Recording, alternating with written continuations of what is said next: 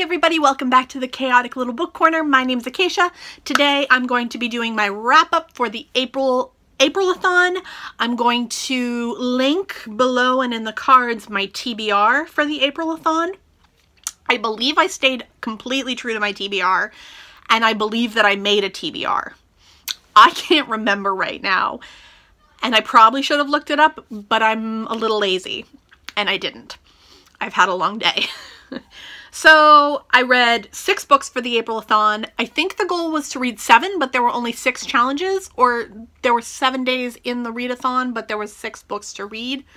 It was from the 2nd to the 8th. No, that's 6 days. Goodness gracious, I am a mess. Okay. There were 6 days in the readathon. It was from April's channel. I will link her channel down below. I learned about it on Getting Hygge with It's channel, and I will link her channel down below.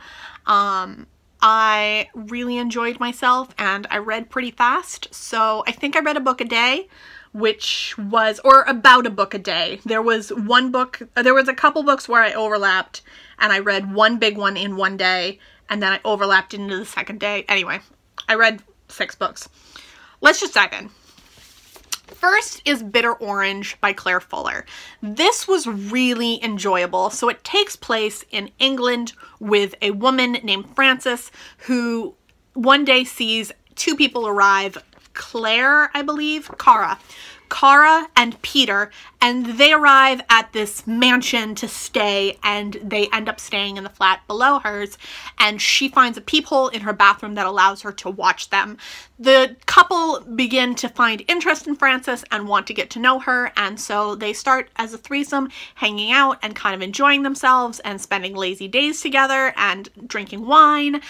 And then suddenly Frances starts to realize that Cara's stories do not add up, and her and Peter have something more deceitful going on between them, and something is wrong within the couple.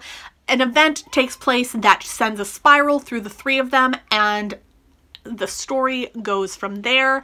I really enjoyed it. I gave it 4 stars. I highly recommend it. It comes out in October. I will definitely be giving a full in-depth review of my thoughts by then, but I'm going to keep it on the channel mentioned on and off until then. Then I have Tangerine by Christine Mangan. I love this book. I think I gave it 4 stars.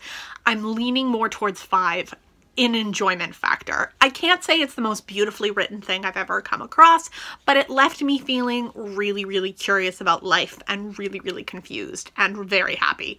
This was the thriller I was searching for that I was having so much trouble finding.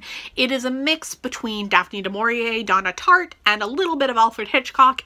It's brilliant. So the story takes place in the 1950s, I believe, with Alice and Lucy, who were college roommates and best friends, but something in their past shook them apart and separated them. One day Lucy shows up on Alice's doorstep in Tangier, and things continue to go from there, and she inserts herself between Alice and her husband and Alice's life and begins to cause strange things to occur. There is actions done by Lucy that are completely heinous and actions done by Alice that are completely strange. It is a wonderful and obscure and great novel. I highly recommend it, and I definitely enjoyed it. Next, I read Sarah Waters' The Little Stranger. This replaced another book in my TBR. I can't remember what it was. So I think I stayed pretty true to my TBR aside from this one. I'm very glad that I switched it over to this one though. This one took me a day to finish. It was chunky, but it was a quick read. I really enjoyed it. This is the story of a doctor who goes to a country home, and there is some weird things happening within the house. You believe there is a haunting happening, and there is a change and shift within the current financial stability of the family, and so there's that. It was really interesting, really dark, malice. I really enjoyed it. I highly recommend it. I did not like it as much as Fingersmith, but I liked it more than Tipping the Velvet, so if that says anything, then there's that. Tipping the Velvet has been my least favorite of Sarah Waters so far. I liked Affinity and Fingersmith best, and then this one comes after those two. So it's in my top 3. I really enjoyed it and I highly recommend it. Then there is this. I dropped my ratings down from a 4-star to a 3-star. This is Silkworm by Robert Galbraith. This is the story of Cormoran Strike and Robin, who are investigating the disappearance of a writer, and then he turns up dead, and the story goes from there. It was a basic story. It was really easy. It was kind of fun to read. It's a mystery that was pretty basic and kind of didn't leave much to the imagination, but I enjoyed it. It was okay. I didn't love it like I loved the first one. I do plan to read the 3rd one very soon and then start waiting with everybody else for the 4th one to come out. Fledgling by Octavia Butler. I was not expecting to enjoy this as much as I did. I am not a vampire person. I don't enjoy vampire stories very often. I like Dracula as the original, and I enjoy it for what it is and for the statement it makes and for the conversation about sexuality and darkness. I really like it, but I don't usually like vampire novels. This one, though, I enjoyed. This is the story of a young girl who wakes up in a situation where she is unaware of what she is, but she finds herself staggering around the world trying to understand her place in society as she has changed and something within her has shifted. She ends up coming into contact with a man named, I can't remember his name, but she comes into contact with a man who becomes her symbiote, I think that's what it's called.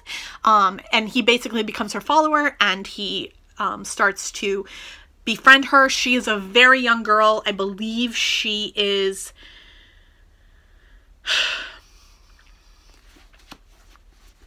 I want to say like 15 or 16. She's a very young vampire, but she has no idea that she is a vampire at first. But she is found by another vampire who's in his 50s, and he helps her along.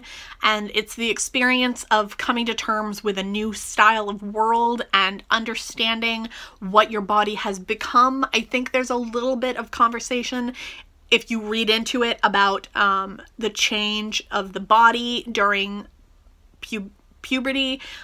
It's really well done, really well executed. I really enjoyed it. It was from the perspective of a Black girl, which was really different and really interesting. There was conversations of race and ethnicity. I really recommend it. If you like Octavia Butler, it's still a good read. Like, it's an amazing read if you like Octavia Butler. If you're not a fan of Octavia Butler, but you like vampires, you will definitely enjoy this.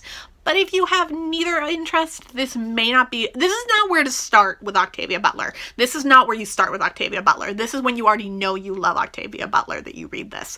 But if you love Octavia Butler, I would definitely pick this up. It's a good one to just fill in the blanks of her work, and it's a lot of fun. Last but not least, this is Children of Blood and Bone by Tomi Adema.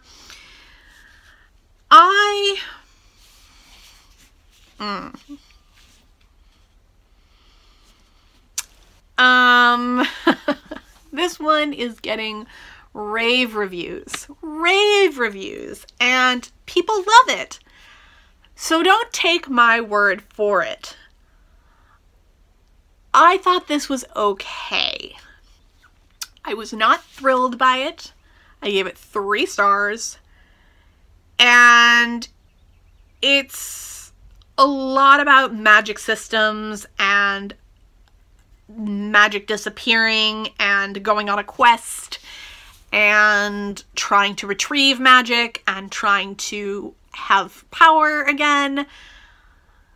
It was a really predictable story for me. It felt like one of the Chosen One sort of stories. It felt really YA, like really YA. It felt tropey. It felt oversimplified, and it felt tired.